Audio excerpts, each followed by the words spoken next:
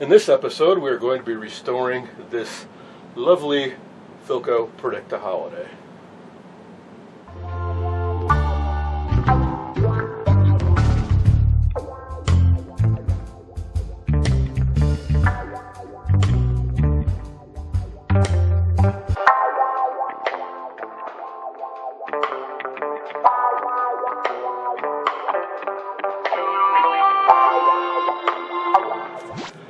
Hey guys, let's keep rolling with the 21 inchers. So right on the heel of Michael from Minnesota's pedestal, we're going to do a different Michael from Minnesota. Crazy coincidence. We're going to do his holiday set. Got them both about the same time and did a triage on both of them at the same time months ago. This holiday is one of the nicest conditions I've ever seen, cosmetically. The chassis is very nice. It just has a layer of kind of fuzz on it, but that should all clean up, no corrosion. However, the picture tube had an open filament, which is obviously a showstopper. However, I was able to acquire one that I think will work. It's no name on it, no markings on it, no type number on it, but it looks to be the right shape, and it tests good as a 21 ep04. I'm thinking perhaps it's a rebuild. So we'll need to transplant that. Not a trivial thing to do, but we'll give it our best shot. Meanwhile, I want to continue on with the main chassis because it's fresh in my mind, and I happen to have a reference chassis I pulled out while I was doing the pedestal that's unrestored, and I've come to realize what a fabulous thing that is to have a second chassis right next to you that's unrestored. And here it is. So when it goes to wiring in this board back in, I don't have to label anything, look at service info, look at reference photos. I just glance over at another one. It's identical and just duplicate it. But before we do that, let's get under here and do some work. Also, we're going to be replacing this fusible resistor. I've never seen one quite like this before, but it's corroded and falling apart. This does have the UHF option, so where normally there'd be a blank spot, we have a bunch of stuff over here. As far as the main board goes, very uneventful. Just did the usual, replaced all the old resistors and caps and resistor capacitor networks. Some little boards a buddy of mine had made up. Got a bunch more of them that came in. I'm going to order up more parts to stuff these boards. So, yeah, without further ado, back to the main chassis. Now that the chassis is well underway, it's time to tackle something I've been putting off long enough, which is to swap out the dead CRT. If you recall, this has an open filament. It's got to go. But putting it off because it's not quite so simple. Unlike the 17-inch, which are just held in by a band around the circumference, these both have that, and then they have a couple straps across the back held in with these large screws. And there's a bunch of insulating cardboard or padding all over the place. I wish I could snap my fingers and just swap out the CRTs. Instead, no, I have to loosen up all this stuff, transfer it to the new one, and tighten it all back down. When I loosen these up and take this out, all this stuff's going to fall apart. So I need to take a bunch of reference photos in addition to this video. Alrighty, I got all that stuff off. Here is the new CRT. It's used. It's not in the greatest condition. We've got some flaking and loose dag. It's a little bit dirty. I've been cleaning it up. And the plastic base collar thing is a bit chipped. But the keyway is still there. I'm just going to leave it alone. It's on there pretty firmly, so I'm not going to mess with it. So I do have some slip plate, which is a spray graphite type product. I'm just going to quickly mask off some of this and just spray around the damaged areas to kind of fix it down. Mostly it's on here pretty securely. I'm not going to scrape it all off and reapply the whole thing. It's just not necessary. Here's what's left of the label, which sure looks like this was a rebuild at some point. This is the stuff I'm talking about, slip plate. It's a spray graphite product. It's meant as a lubricant, but it's very conductive. It's basically pure graphite, so it'll work just fine for this application. Shake it up, spray on a few coats. I'm just going to go over the old stuff.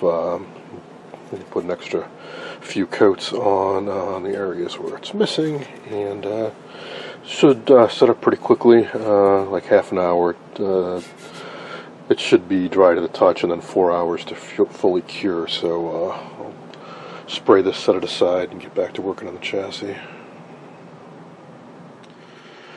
Alrighty, there it is with the new slip plate coating applied, and the harness and wiring all reattached. So let us hope that it was worth the effort and that this will actually work in the set and that it will fit right. Had a little bit of a struggle getting this band around and everything seated down properly. These are not the easiest things to swap out, because getting the tension on these two straps and the outer band right, it's a little bit of a headache. Just keep in mind the tolerances on these. If you look up the specs for a CRT, most of the dimensions are like plus minus an 1/8 of an inch or a 1/16 of an inch. In other words, these glass envelopes are not precise, especially from manufacturer to manufacturer, or if it's not exactly the same 21-inch CRT. So yeah, same deflection angle, maybe the same pinout, maybe the same voltages, but this glass envelope, there's going to be some tolerance variations to it. So let's hope this all fits inside the shroud and looks right with the mask and everything, but more importantly, that it actually works. So now back to the chassis. I have a little bit more recapping to do, and I'll have to put the plastic back on this to prevent me from messing this stuff up on the workbench. That's the other issue too with working on these sets. It is very cumbersome to have this up on the workbench along with the chassis. Alright, got the tripod so I can go hands-free in case something goes wrong. Now, what do I think is going to happen? Well, based on the last few sets, I expect there may be an issue with the controls. There are 6 of them on the side. 3 obvious ones, but these shafts are hollow, and there are 3 secondary controls you access via a small screwdriver. The last set had a bad vertical linearity control, which caused a vertical collapse. Wouldn't be surprised if we had an issue with that. At least the power switch is good, which is a common failure point. Alright, enough talking. Here we go.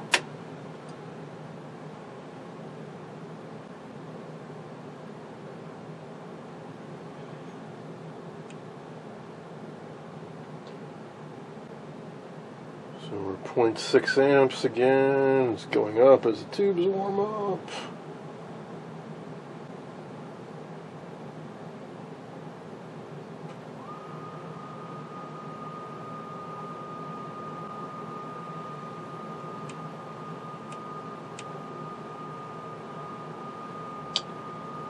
Well, that's boring. We have nothing out of the speaker, nothing on the CRT that I can see. We have a vertical line. So once again, a problem with vertical deflection. And just like the other set, when I play with the the vertical hold, I get to deflect for a moment, then it settles back down. So I'm thinking again, bad vertical linearity, which stinks because I only have so many spares. Alright, so we'll keep the brightness down. Also wanted that there's no crackle out of the speaker, at least.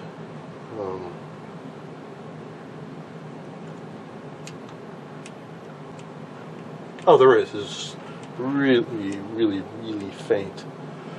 Okay, we'll turn that. Well, no, I'm going to leave it on, and well, I'll turn it on for a sec.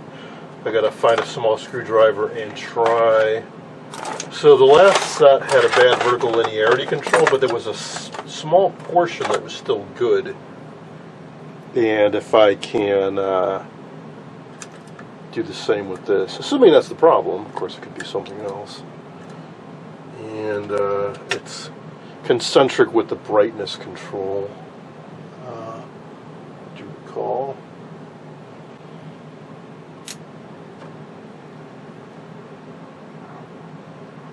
Now, it's not something you ever really adjust. Only really need to tweak it maybe when you change the vertical output tube. So if I don't,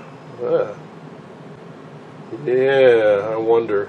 So just like the last set, if I go to the extreme where basically I'm bypassing the control and just shorting it, we get a raster.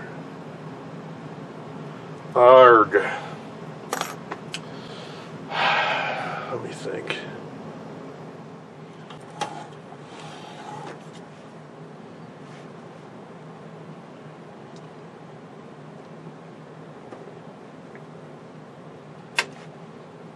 Okay, signal source has been hooked up. Also installed the fine-tuning and channel knobs so I can tune.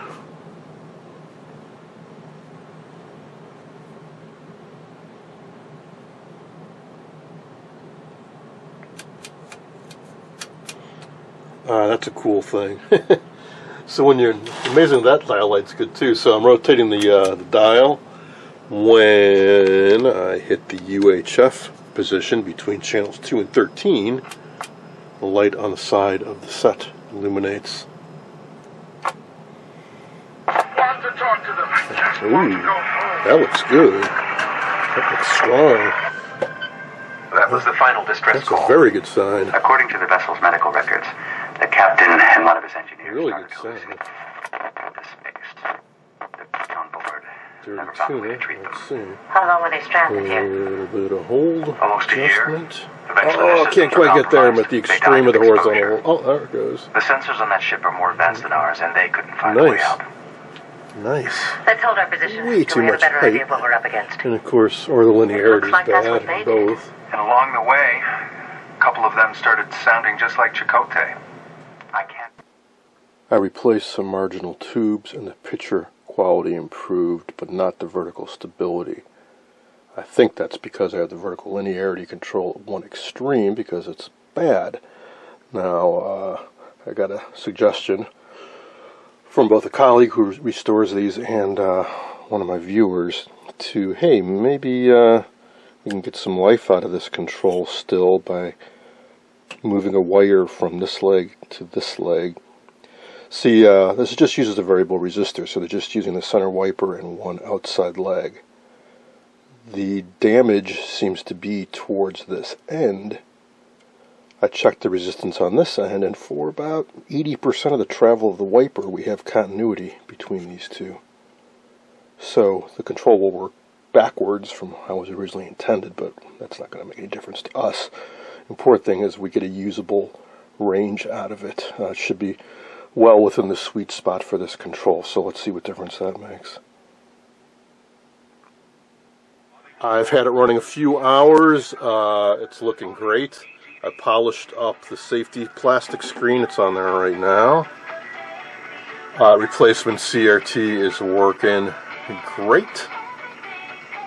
So I think we're pretty much done. You may have noticed there's a little bit of ticking in the audio earlier. I think we had a little bit of corona discharge. I moved the high voltage wire around, and that seems to no longer be an issue.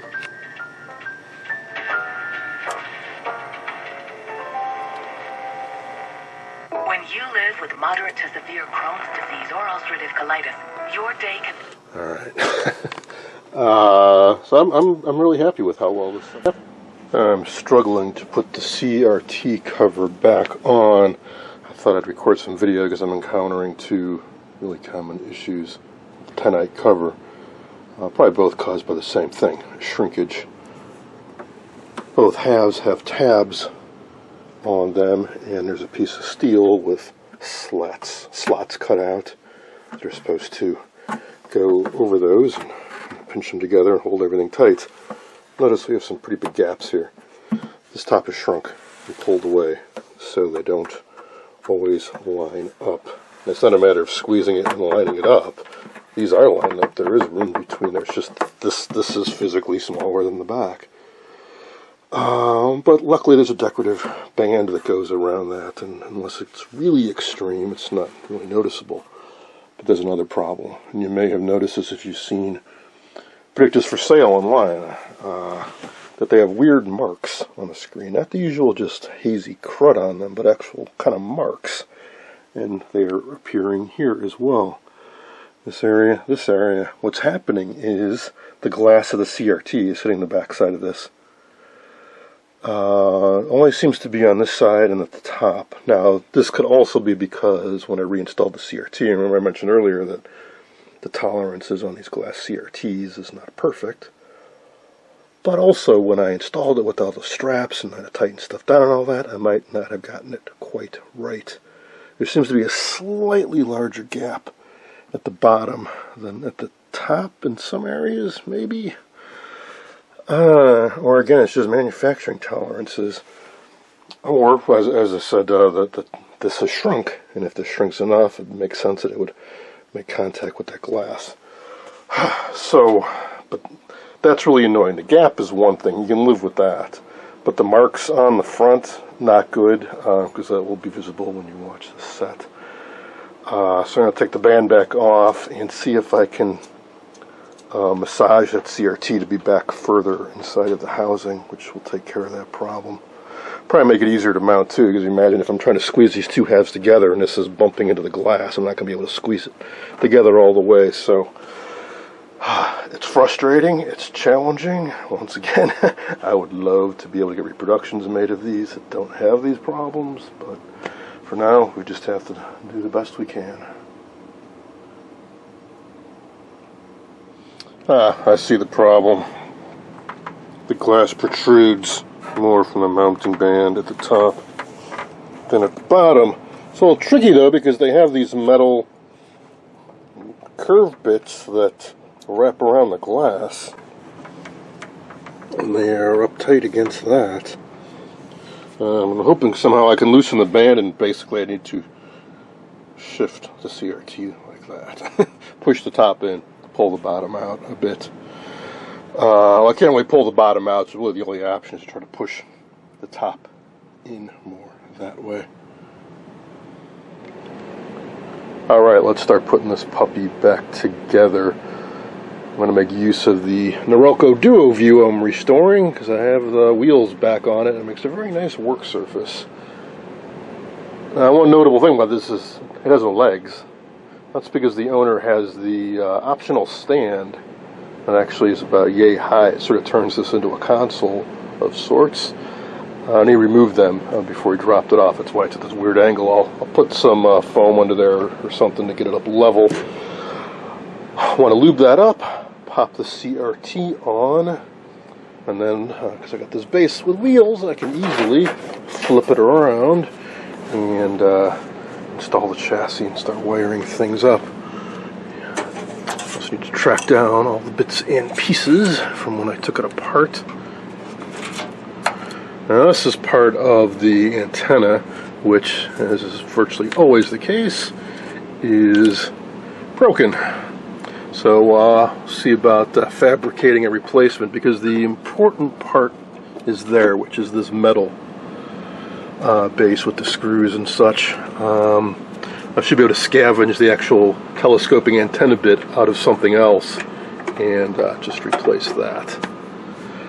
Oh, and these fragments, just coincidentally, a colleague who restores these as well sent me a note on Facebook asking me if I dress the leads up via the cable clamp up here, and I said I don't think so, and I realized why I never have before. It's because it's always been shattered and missing. There is supposed to be a cable clamp up here. So once you reinstall the CRT and get the chassis in there, you can grab the wires that go up into there for the yoke and video and filament and kind of pull them back and run them through that cable clamp. Yeah, it attaches right there. The reason is that it keeps them away from the damper tube and some other heat generating components in the middle. So they kind of come out this way and loop around and then plug in. So I'll try doing that. There's the very rectangular speaker. Looks pretty clean inside. I'll dust it off a little bit first. Make sure all the debris is out of there. And muscle the chassis in there. I managed to get the chassis back in the cabinet without too much drama, including I installed a new cable clamp up there and dressed the leads as one is supposed to. Now let's do power up test. And I really, really hope I don't have to pull the chassis out again. I left all the knobs off just in case I do. The only one I threw on there was the brightness. Okay, excellent. Qualifying ceiling purchase only at Mattress Firm. We found a movement because we believe you shouldn't have to choose between a great watch. Alrighty, all the knobs have been installed. Let's give this a whirl.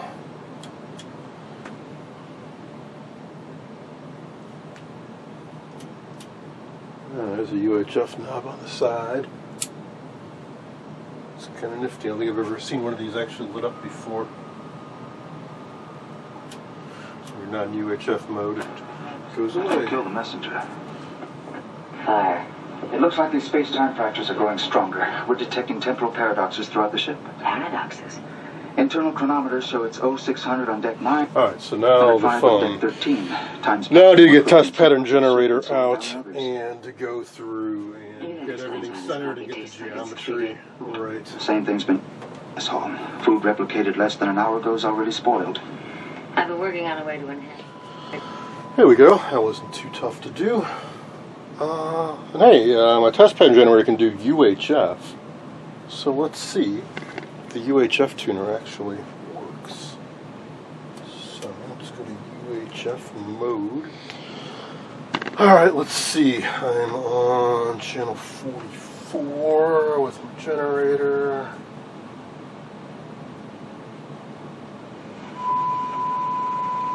Oh, it's weird. I'm picking up the tone and the station in like channel 35.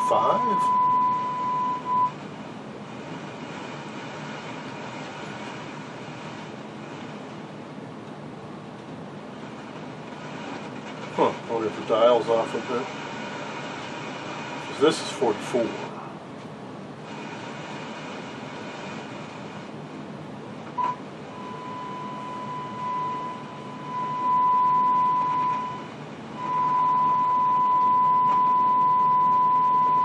Not the greatest reception, but there it is. Not that we're going to be using UHF, so I'm not too concerned. I was just curious to see if it works. Alright, I'm going to go back to tweaking things a little bit. I think I need to move the image down a little bit and finish off putting this together. Oh yeah, and the antenna. And then get another one out of here. Yeah, I think that's looking pretty darn good. There were just a few of us. Gardner, Duval, AG, and me. Replica antenna has been installed. I've talked about how to do this many times in the past. I'll do it in an upcoming installment of Predicta Restoration Tips. Basically, as long as you have the base, you can scavenge a telescoping bit out of an old pair of rabbit ears and cobble something together. And that's what I did in this case. It's all back together, so let's take one final look at it playing. Alright, let's try firing it up. Ideally, I won't have to touch any of the controls. The vertical can be a little touchy in these sets, so let's see what happens. Hangar deck pressurizing. Excellent. And it's not uncommon for them to take a minute or so to completely stabilize. After all, their tubes, they have to warm up. Alright, I'm going to let the owner know his set is ready to go. Hope you guys enjoyed this latest episode of Predictapalooza. Thanks for watching.